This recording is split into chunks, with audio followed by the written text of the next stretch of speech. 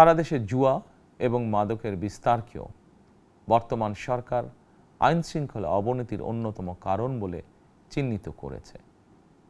সুতরাং জুয়া এবং মাদক নিয়ন্ত্রণে আইন শৃঙ্খলা বাহিনী সব রকমের কঠোর পদক্ষেপ গ্রহণ করছে।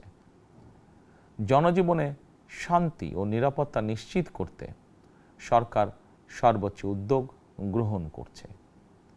দেশের প্রতিটি সাংবিধানিক এবং সরকারি বেসরকারি প্রতিষ্ঠান চলবে বিধিবদ্ধ নীতি নিয়মে।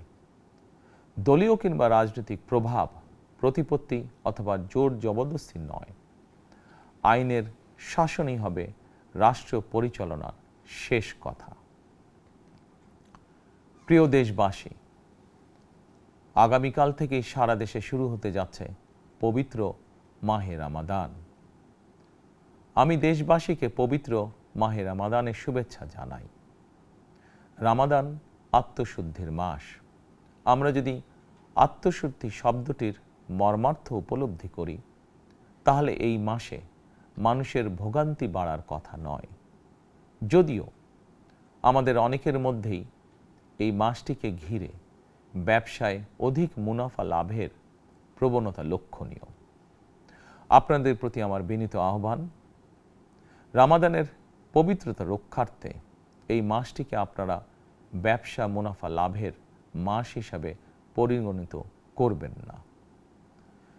দ্রব্যমূল্য যাতে সাধারণ মানুষের নাগালের বাইরে না যায়, এ ব্যাপারে ব্যবসায়ীরা দয়া করে সতর্ক থাকবেন।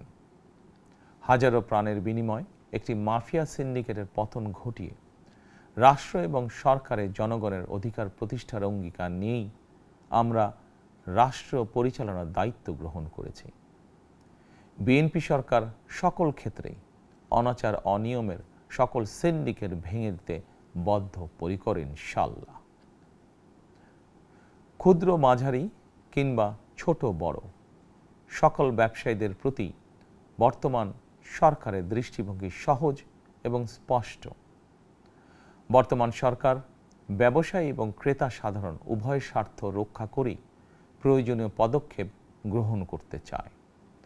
সুতরাং সরকারের পক্ষ থেকে কী ধরনের উদ্যোগ গ্রহণ করলে বাজার পরিস্থিতি নিয়ন্ত্রণে থাকবে কিংবা ক্রেতা বিক্রেতা উভয়েরই স্বার্থ রক্ষা হবে, এ ব্যাপারে আপনাদের যে কোনো ধরনের পরামর্শ কিংবা অভিযোগ শুনতে সরকার প্রস্তুত।